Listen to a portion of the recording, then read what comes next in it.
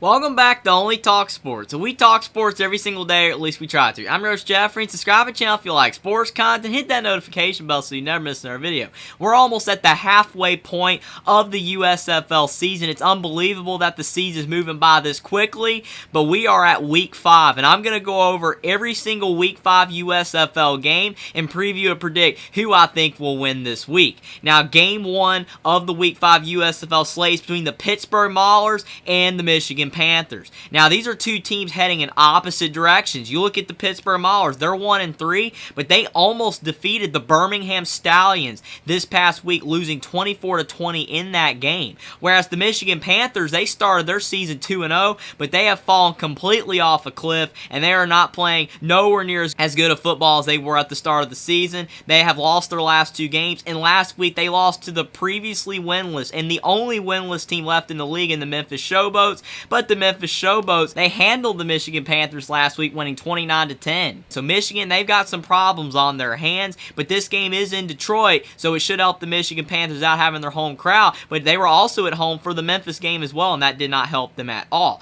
But Pittsburgh, this past week, Troy Williams had the best game of his career in a Pittsburgh Maulers uniform. He was 21-33 for 217 yards, and he had 7 carries for 63 yards and a touchdown. He's deadly on the ground. He can run the option, and his passing is improving because he is starting to find rhythm in the offense. He's starting to run the football at a higher level. Garrett Groshek, he only had 5 carries for 19 yards. So that's a problem for Pittsburgh. Their offensive line still isn't doing that great of a job, but now that they're starting to get Troy Williams outside the pocket and be able to get him to run and scramble down the field, that's helping open up the offense, even with the lack of running ability that Pittsburgh has. And Bailey Gaither, he's been a solid, reliable wide receiver option for Troy Williams. He had 6 receptions for 69 yards. So looking at the Pittsburgh Maulers, again, they are trending in the right direction. They are starting to play better football, whereas Michigan is not. Carson Strong and Josh Love, the Michigan Panthers just cannot figure out who their starting quarterback should be. At the beginning of the season, it was Josh Love. Now they're balancing it between Carson Strong and Josh Love, and it is not working out. Carson Strong, he was 9-12 for 76 yards and a pick this past week, and Josh Love was 10-15 for 58 yards, a touchdown, and an interception. Neither quarterback was that great. Stevie Scott had 12 carries for 66 yards, and Reggie Corbin had 14 carries for 53 yards. So both running backs were still solid on the ground for Michigan, but it's not going to be enough for them to be able to win many football games in the USFL if only their running game is playing at a high level. They have to pass the ball like they were with Josh Love at the beginning of the season, when he was 18-20 for over 200 yards and 3 touchdowns in Week 1. But since then, Michigan just cannot get their passing game going. Joe Walker, he had 7 receptions for 76 yards and a touchdown, so he caught some nice passes from both quarterbacks. But if neither Josh Love nor Carson Strong can assert themselves as the starting quarterback for the Michigan Panthers really soon, then there's a good chance that the Michigan Panthers are going to keep on losing and keep trending in the wrong direction. But we're going to have to see. I think Josh Love is the better quarterback overall than Carson Strong, but Josh Love has been slipping lately. He also had a fumble as well in that Memphis Showboats game, so he's turning the ball over, which is not a good sign if you want to be a starting quarterback in any league, and this is a professional league. Even if it's a minor league, you still got to play at a high level.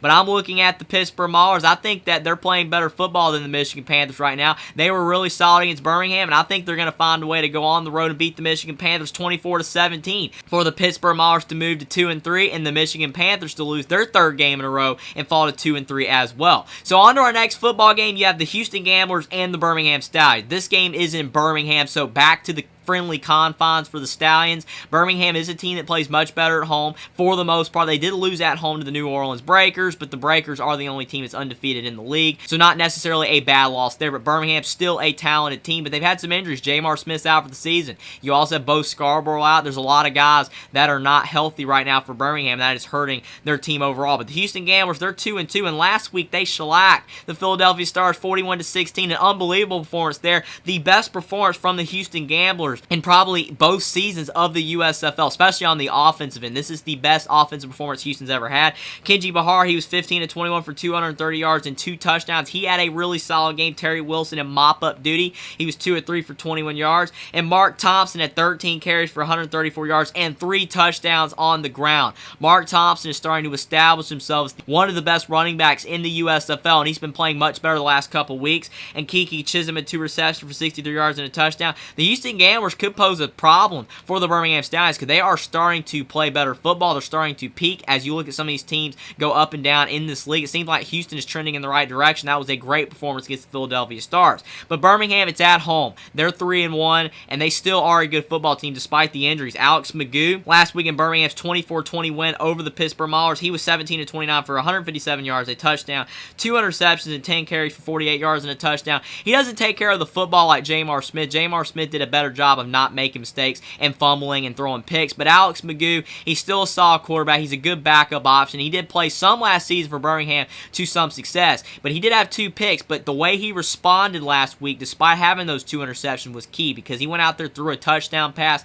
He was scrambling all over the field, and then he got a rushing touchdown as well. So the way he responded in that game was huge in the Birmingham Stallions' quest to get that victory. Zachondre White, he had 10 carries for 41 yards, and Darius Days at wide receiver had 8 receptions for 71 yards and a touchdown. So even though Birmingham has a lot of injuries, and despite the fact that they don't look like the team that they were last season because of that fact, still Birmingham is a good team. They're at home. Skip Holtz is still a really good coach, and even though Houston is playing much better on the offensive end, Birmingham's defense, you still have Scooby Wright back there, Shark Dog. He's a problem on the defense side of the ball. I feel like Birmingham will find a way to squeak out this win 28-21 over the Houston Gamblers for the Birmingham Stallions to move to 4-1 and the Gamblers to fall to 2-3.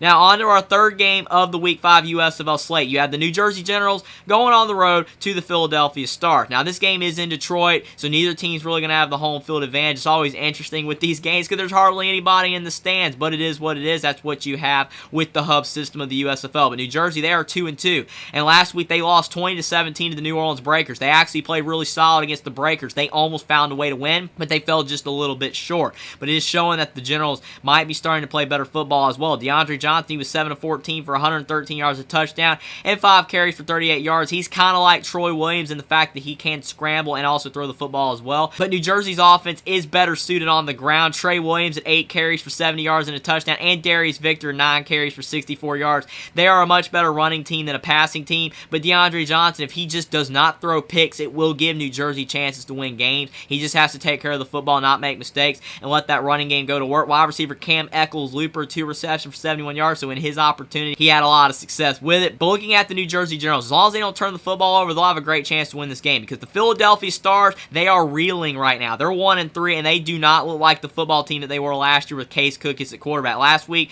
they lost 41-16 to the Houston Gamblers, and they gave up 463 yards, the most yards that Houston has ever put up on offense in the USFL. That is awful all around, and I don't think that the Philadelphia Stars are going to get any better anytime soon because Case Cookis, he's still a solid quarterback. He's 24-36 for 189 yards, a touchdown, and an interception, 2 carries for 16 yards, but he's nowhere near as efficient and confident as he was this past season because the Philadelphia Stars can't run the football. Their offensive line is terrible, and Matt Colburn, he only had 6 carries for 16 yards and a touchdown, and Case Cookis, he's been on his back more often than not this season. He's been sacked a lot because Philadelphia's not protecting him, and Devin Gray had 8 receptions for 61 yards, so when Case Cookis can get the ball out, he is still passing the ball at a fairly high level to his receivers, but if the offensive line does not improve, Philadelphia's just going to keep on losing, and if their defense keeps giving up a lot of yards like they are, then Philadelphia could end up being one of the worst teams in the USFL this season, a big regression from last season. But New Jersey, they're not the best offensive team in the world. They do struggle to put up points, but I actually think they're going to find a way to beat the Philadelphia Stars because the Stars are really struggling right now. I'm going to go with the New Jersey Generals to beat the Philadelphia Stars 21-17 for the New Jersey Generals to move to 3-2 and the Philadelphia Stars to fall to 1-4. Now on to our last game in Week 5. You have the Memphis Showboats and the New Orleans Breakers. This could potentially be the game of the week right here. If it's not the Houston Gamblers or the Birmingham Stallions, it could be this game. And I know you're probably saying, how could this be the game of the week if the Memphis Showboats are 1-3?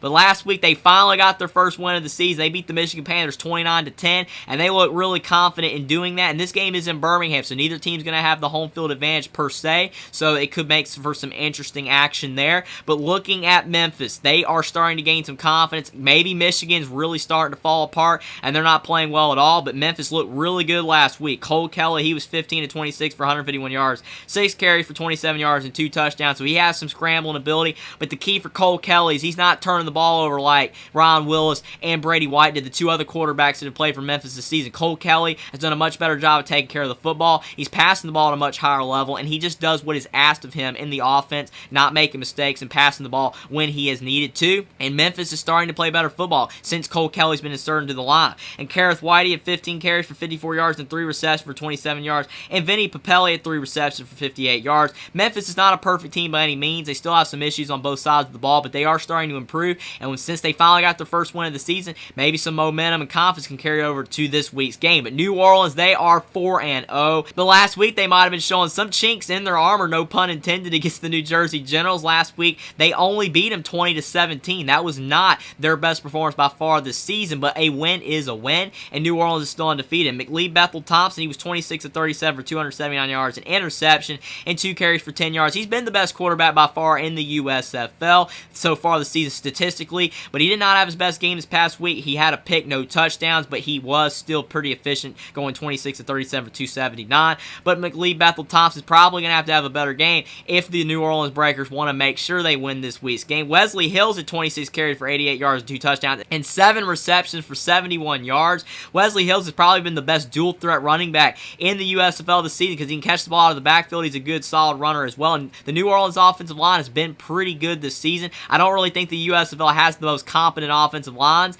because obviously offensive linemen are much better in the NFL than in leagues like this, but still it seems like New Orleans offensive line is fairly decent. And Sage Surratt, he had 6 receptions for 94 yards, so as long as McLeod Bethel Thompson has enough time to throw the football and he doesn't make a lot of mistakes, and Wesley Hills is having a great game on the ground, despite the fact that Cole Kelly and Memphis on the offensive side of the ball is starting to play better and their defense seems to be improving as well. I still feel like Memphis might not have enough in this game. It is in Birmingham. It's not going to really help either team, but I'm going to go with the New Orleans Breakers to stay undefeated and beat the Memphis Showboats 28-17 in the potential game of the week of the Week 5 USFL slate for the New Orleans Breakers to move to 5-0 and the Memphis Showboats to fall to 1-4. Now, those are the Week 5 USFL games. I'm going with the Pittsburgh Maulers, the Birmingham Stallions, the New Jersey Generals, and the New Orleans Breakers to all get wins this week. It should be a fantastic week of games, and I'm looking forward to as we continue to progress through the USFL season, which teams end up finding a way to make the USFL playoffs, and how all these games shake out, and how these teams' performances stack up for the rest of this season. Subscribe to the channel if you like sports content. Like this video down below. Comment down below what you think about the Week 5 USFL games, and what you think about my picks for these games, and who you ultimately think will find a way to win these week's games. Follow me on Twitter as well. Link is in the description, and I will see you next time.